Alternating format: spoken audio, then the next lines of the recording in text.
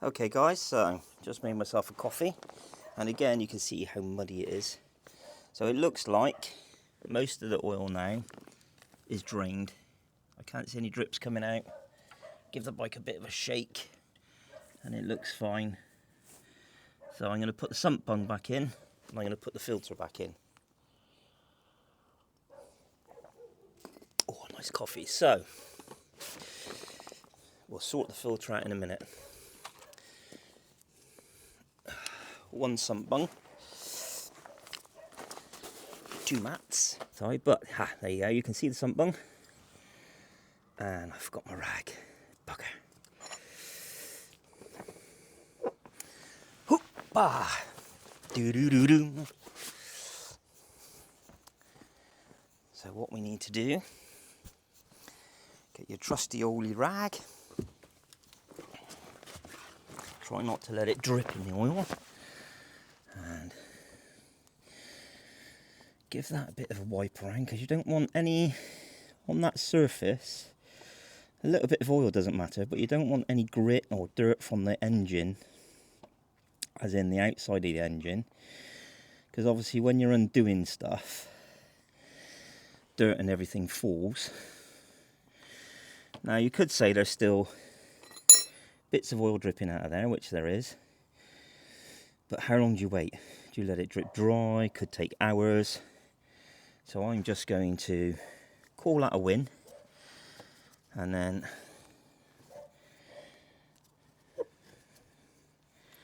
just going to wipe that around again. There we go.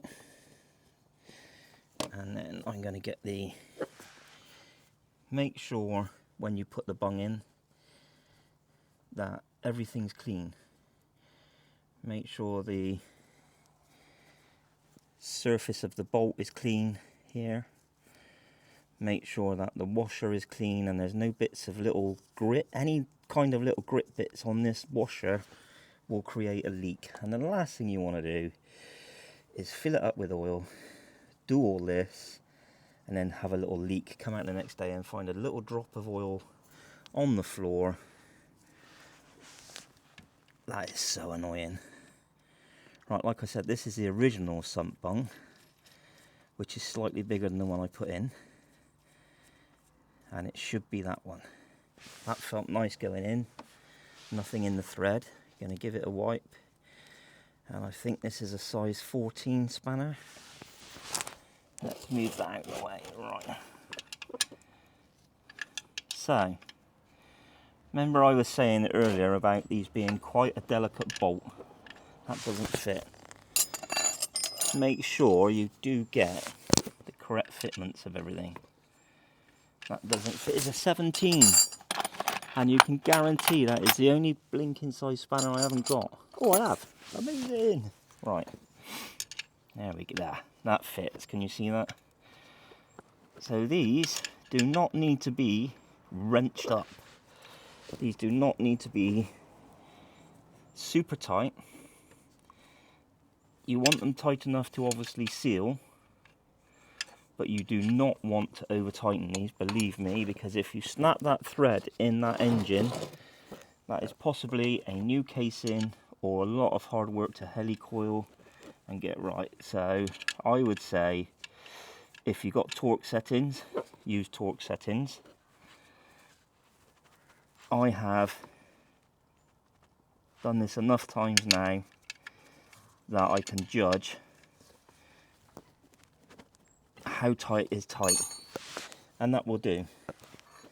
That's enough to crush that washer and make a seal to stop it leaking. I'm happy with that. That is good. You can feel that bite. Superb. Hopefully that is it. No leaks. So you can see in there where the filter screws on. Just about. I can't get any closer than that with this camera, I'm afraid. But you can see that thread there, and that is where obviously this thread in here screws on. This is the new filter. So make sure your new filter matches your old one. Yeah, I know it does because it's a high flow filter, H204, H204. Perfect, so it fits.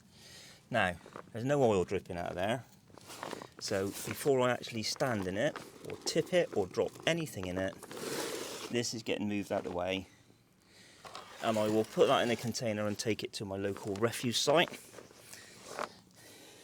So, we are gonna get in there, we give that a little wipe around. Bear in mind guys, you're dealing with oil, so it's difficult to get things absolutely spotless, but again, get it as clean as you can. Just broke my glove.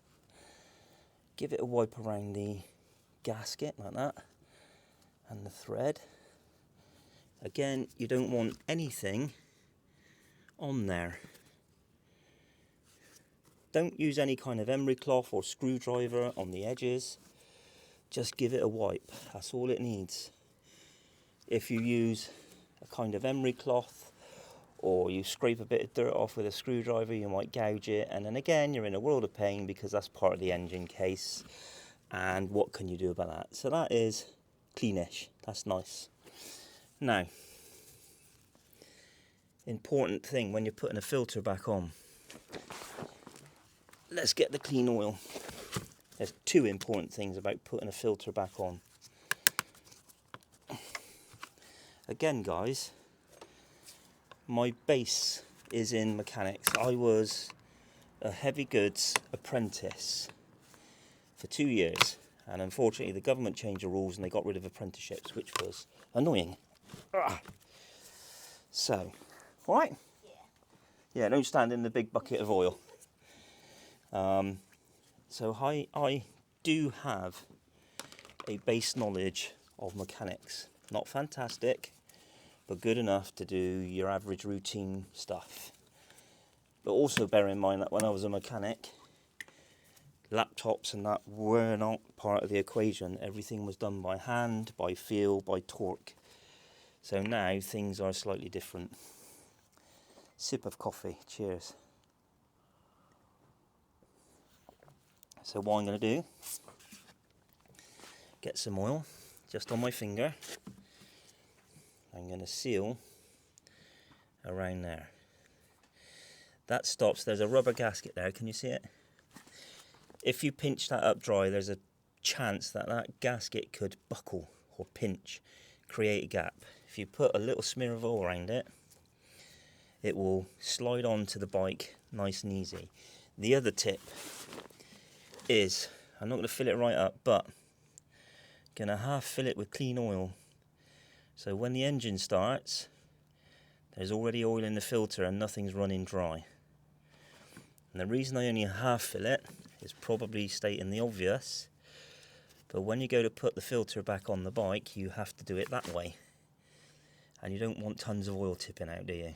So, now I'm going to wipe my hands, because I want to be able to feel how tight I'm doing up the filter. And as I said earlier, these should only be done hand tight. They should not be done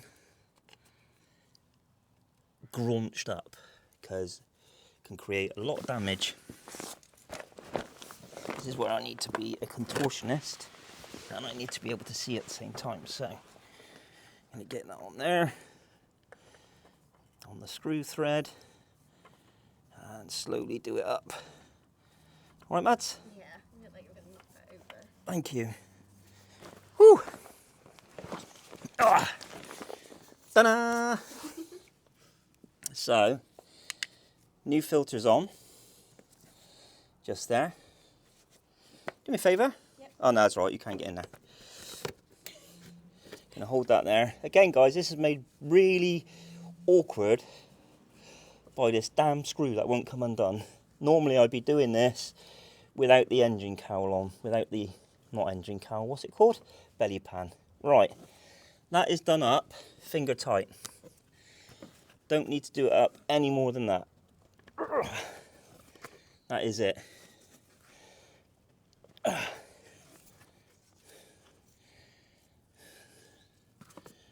So,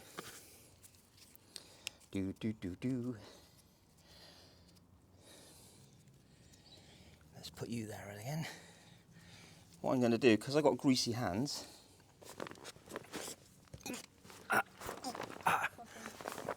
oh yeah, coffee, thank you. I'm going to get this, and I'm just going to, that is it, that's all we need to do, guys. That's as tight as that needs to do. Whew, now, it's just a matter of reassemble and put the oil in. First things first is, why did I do that? We're going to get the cowl back in place. So, this is a bit awkward, you've got to do one side at a time. I'm not going to screw anything up, just going to get it in place. Grab the camera for me. Yep. And we're going to move the oil right out of the way before I actually stand in it. That's it. Follow me around this side, please. This is Maddie, my daughter. She's my faithful camera assistant woman. Can you get it down here without getting your jeans dirty? So again, guys, you've got these tabs here, and they line up in there. How do I see from both You can. sides of the- Come around the camera. Yeah, how do I see from both Just sides? swipe it up. There you go. Oh, perfect. So again, you might have to get in over the top for me, please. You've got a tab. This tab goes up underneath, and this is the tricky part, not snapping them off. And that is in. Then you've got the bottom nut here, which I will do in a second. And you've got one there, which I've got to buy. Cool. So, let's go back around the other side. Around the dark side. Okay, so, simple now. Rule of thumb is, don't do anything tight. You have to come around this side, I'm afraid.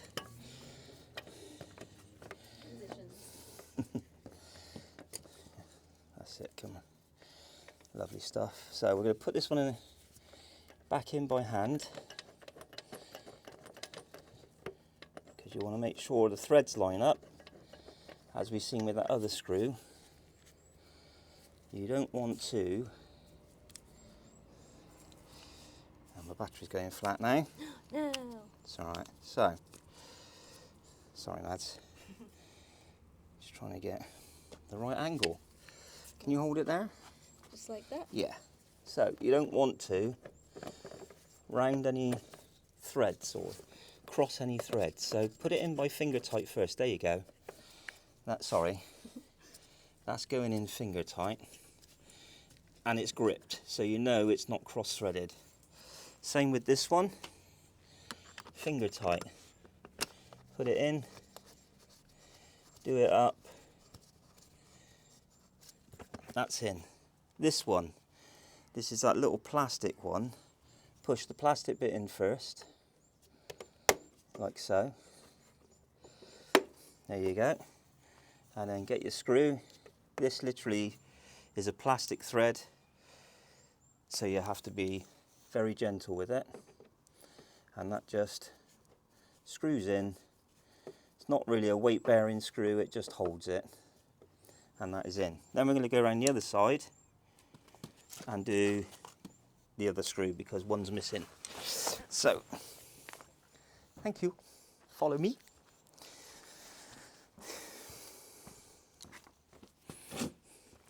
So this one goes in here, and again get it in, make sure, there you go. Oh, that's really loose. That's in. So we're going to tighten this one up. Was it a problem with this loose? Well, no, it's just wear. I've got to repair it, put a new washer on or something, I expect. Pinch that up again. These don't need to be forced, they just need to be pinched up. That's in. Let's go back around the other side. And what we're going to do is we're going to do this one up. Where is that? On the front. Yeah, you might be able to get it. You can get it from here. That light there is in the way. Yeah, so just pinching this up. Now this one's tighter because it holds on the crash bar. So just go steady, get it pinched up so I can feel that's nice and tight, and then we're going to get a normal Allen screw and make sure it's tight enough. There you go. Again, it doesn't have to be graunched up, although it's holding the crash bars in, that's tight enough. And then the last one is this one here. And again, notice this has got a beveled end on it, which means you can have it at an angle. And this is why you never try and crack off an Allen bolt, because that one that wouldn't come out at the front. That's probably what's happened in the past. Not by me, I would say, because I'm not that daft. Again, sticking the Allen key in. This foot peg's in the way, so it's difficult. And there we go. That's on and tight.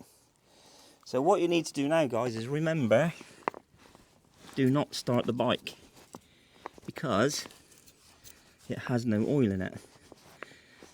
So I'm just wiping all residue oil away, so that when I put new oil in, I can see if it's dripping anywhere.